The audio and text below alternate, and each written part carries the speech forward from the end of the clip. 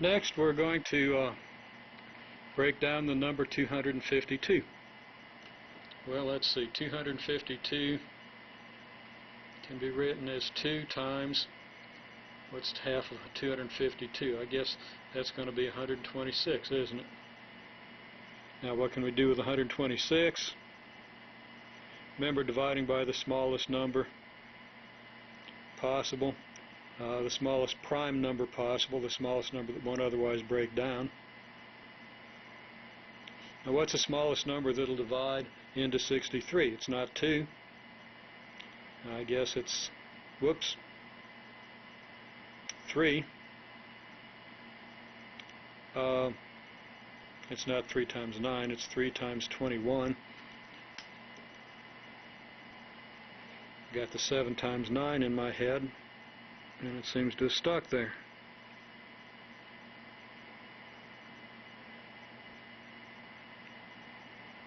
Okay, so 63 breaks into 3 times 21. Now the smallest number that goes into 21, well, that's 3, and it leaves us 7. Nothing will go into 7, so we're pretty much done with 252. And we see that the prime factorization can be written this way.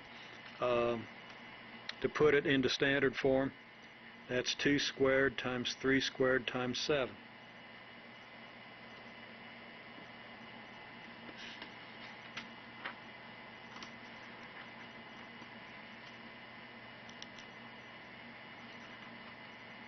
Okay, now let me... Okay. Any other way we tried to break this down would again lead to the same thing. Fundamental theorem of arithmetic assures us of that. So let's go ahead and break down another number, 1001. Okay, let's find a number that divides into 1001. Let's see. Will 3 divide into 1001? Well, if we tried to do 1001 divided by 3, let's see. 3 divides 900,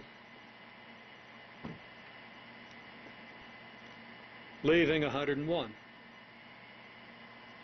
3 divides 90, 30 times, and out of the 101 that leaves 11. So let's see.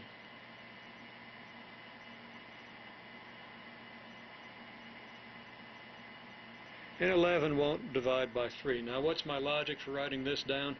You don't have to necessarily write it down this way, but we're going to subtract 900, which is a multiple of 3. We're just going to subtract easy multiples of 3. Then it turns out 90 is an easy multiple of 3 to subtract. No way. Now, this convinces us that 3 won't divide 1001 because since 3 will go evenly into 900 and then evenly into 90, it'll go evenly into 990. And then if it doesn't go into the remaining 11, it won't go into the original number 1001. So 3 doesn't work. Let's see. Of course, we didn't even try 2 since this is an odd number. What if we try 5? Well, 5 is easy to determine. 5 won't divide 1001 because any number divisible by 5 is going to end up in 0 or 5. And this ends up with 1. Now let's try 7. And let's actually write this out now. Okay, 1001 divided by 7. I think I'm going to buy stock in the Whiteout Company. I'm sure that my use alone will keep them going. Okay, 1001 divided by 7. Let's see. 7 goes into 10 one time, leaving 30, which gives you 4, leaving 2, which gives you 21, 143 times. So we've made some progress. 1001 is 7 times 143. Now, is 143 divisible by anything? Well, let's see. It's not divisible by 7 because 7 goes into 14, therefore into 140, leaving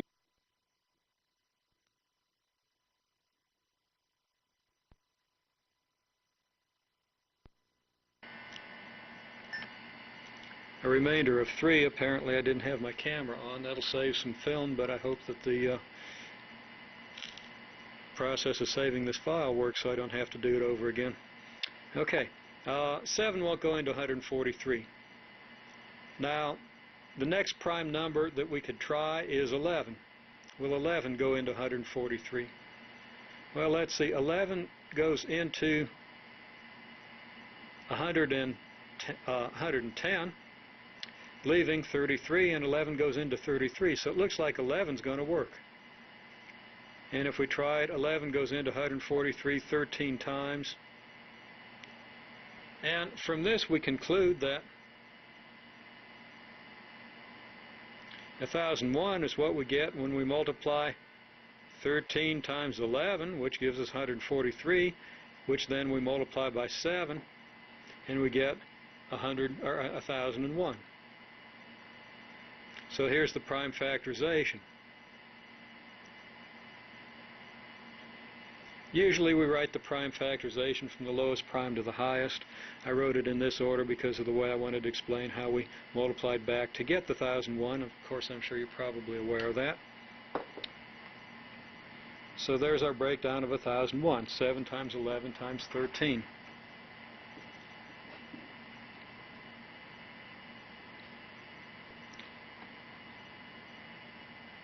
Now, the numbers that we had left at the ends of our breakdown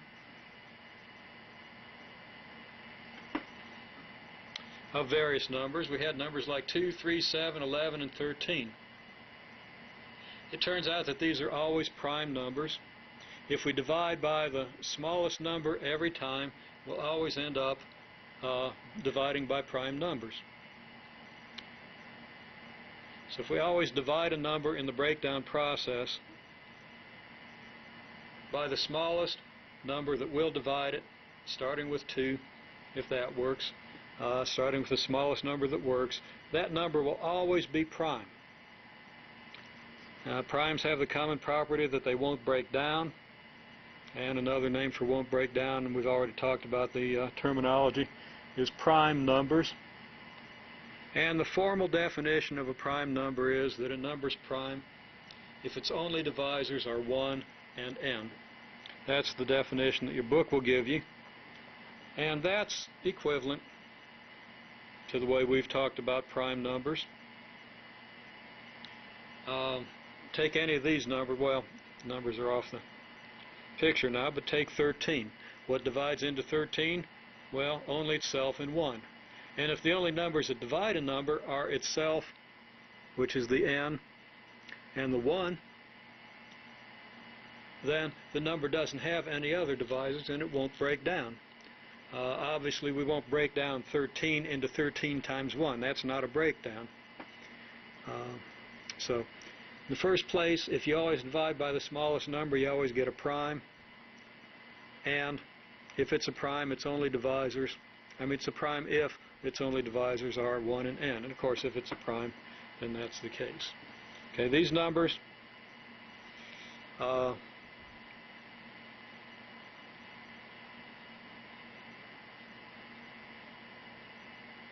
if we always break down by dividing by the smallest possible number, we always divide by primes.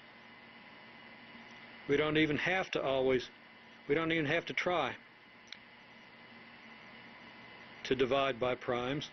If we always use the smallest possible number, it's going to be prime.